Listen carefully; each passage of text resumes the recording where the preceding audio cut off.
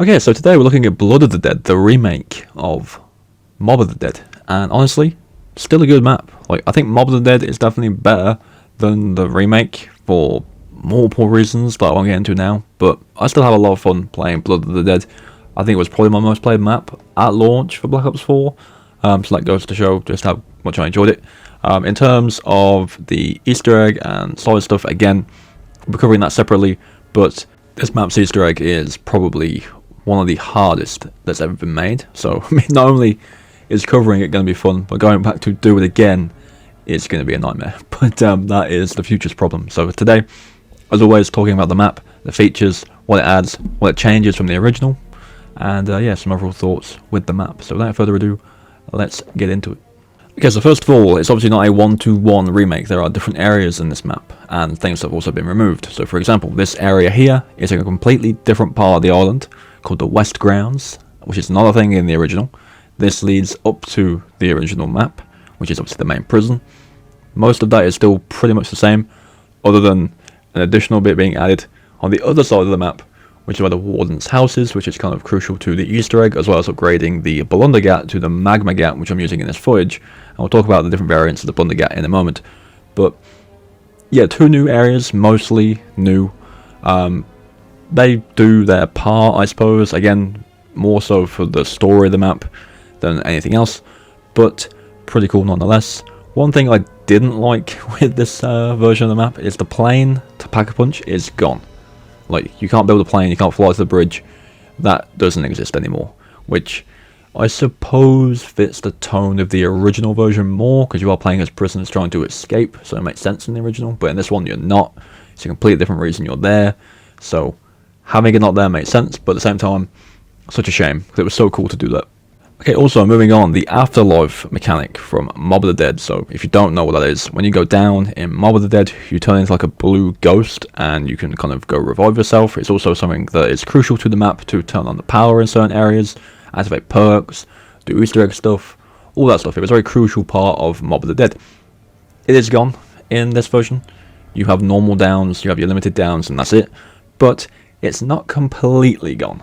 So how it works now is completely separate from how it worked in Black Ops 2. So you have to build a shield first. You have to build a shield for a lot of things in this map. Mostly for the Easter egg, but mainly for Pack-a-Punch. If you don't have the shield, you can't get Pack-a-Punch. And what you do is, when you activate the shield, you have a little key. That key drains 3 souls out of zombies if you have the shield equipped, and press the fire button. Once that's done, you can kind of zap the switch near where the plane used to be, and that will trigger Pack-a-Punch. Then it's up, it's ready for the whole game. It just moves around the map periodically. So that's the only gimmick you need to do in terms of running high rounds and setting up with the shield. But it's kind of crucial to the Easter egg. So you pretty much need the shield if you want to do that. But you'll be getting the shield anyway if you want to pack a punch. So no big deal there. Okay, so weapons. First of all, the Blundergat returns. I fucking love this gun. It's still good in Black Ops 4. And I just think it looks cool as well, but you have a new variant of the Blundergat in this game called the Magma Gat.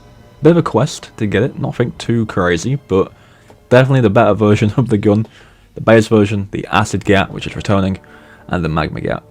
Magma Gat, by far the best one in the map.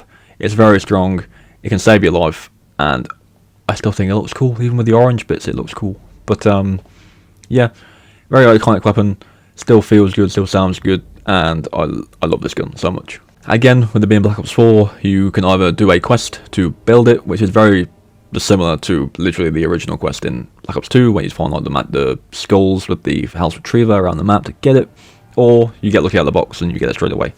I do like that with Black Ops 4. I don't think it's present on every map. At the time of this footage, I haven't played through every map again yet, so I could be wrong, but it's still a nice little system to have in place where you can either get lucky or you can just build it and guarantee it. Alright, so while the gameplay is showing it, I'll talk about the specialists. So Chaos and Ether storylines have 4 different specialists each. I can't remember them all off the top of my head, but obviously with the Chaos storyline you've got the Viper and Dragon, you've got the Scepter of Ra, I believe, a hammer, and then like these melee fist things. I think they're like chakras, I think they're called. Anyway, and then the Aether storyline, you've got a Death Machine, a Flamethrower, the Ragnaroks, and the Sword. I am using the Sword. I fucking love using the Sword. It's so fun. And it helps a lot with getting through a big horde of enemies or dealing with the boss enemy on Blood of the Dead, and that is Brutus, the Warden. Now, he is fairly simple to kill, honestly, especially with the sword. He dies fairly quickly. But again, he can do things, you know, he can turn off traps that are active, he can block workbenches. For example, I've built the shield right next to this room. If he gets close to that, he can like block off the workbench and you gotta pay more to get access to it again. He can do all kinds of things. Still a very iconic enemy, and does play into the Easter egg of this map very, very strongly. No complaints from me there. Dog rounds also are present on this map, which obviously is a free max ammo every now and again, which is nice. And speaking of dogs, that leads me into the other weapon on this map, which is the return of the Hell's Retriever. Again, pretty much the same setup from the original map. I think one of the dog locations is the same, and the other two are different, I think. I can't really remember where they are off the top of my head in Mob of the Dead, but I know one of them is definitely in the same spot, and I think just two of them are in different spots. But yeah, same idea as the original. Kill zombies in their room, the dog out of the walls, then suck up the corpse. When it's had enough, it'll disappear. Once all three are done, instead of going down into where the showers are, you'll take one of these fast travel locations that's like dotted around the map, and I believe it's the one that teleports you between the warden's house and the shower room, and then when you're going through that, you kind of grab it on the way through and you've got it. Same thing as Black Ops 2. There was also an upgrade path for it as well.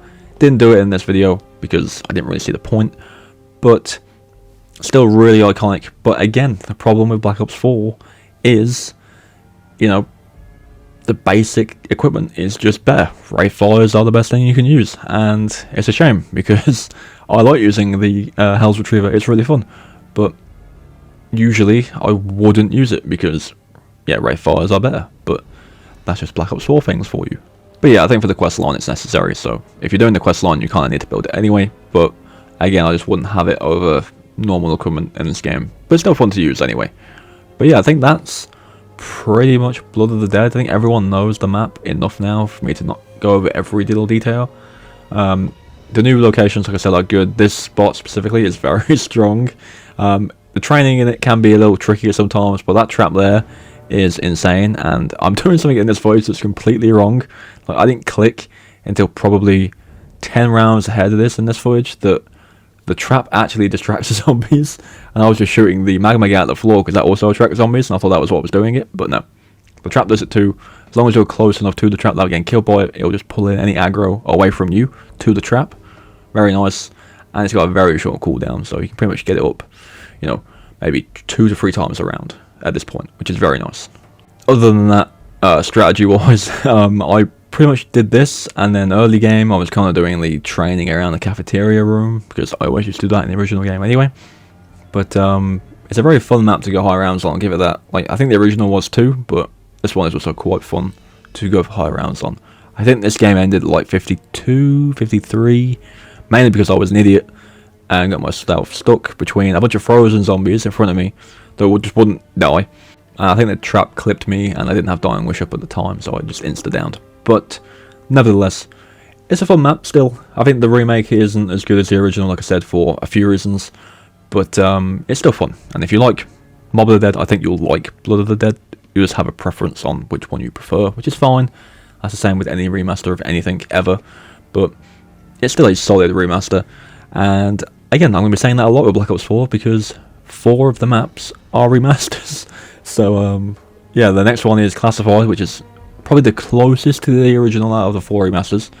Then it's Alpha Omega, which is Nuketown Zombies, and that is fairly different. And then it's Tank the Totem, which is Call of the Dead, which I haven't really played, so I don't really know how it kind of holds up to the original, but we'll see. But yeah, as always, leave your thoughts on Blood of the Dead down in the comments. Do you like it? Do you not? Let me know. But yeah, thank you for watching. Classified will be up next, and I'll catch you guys there.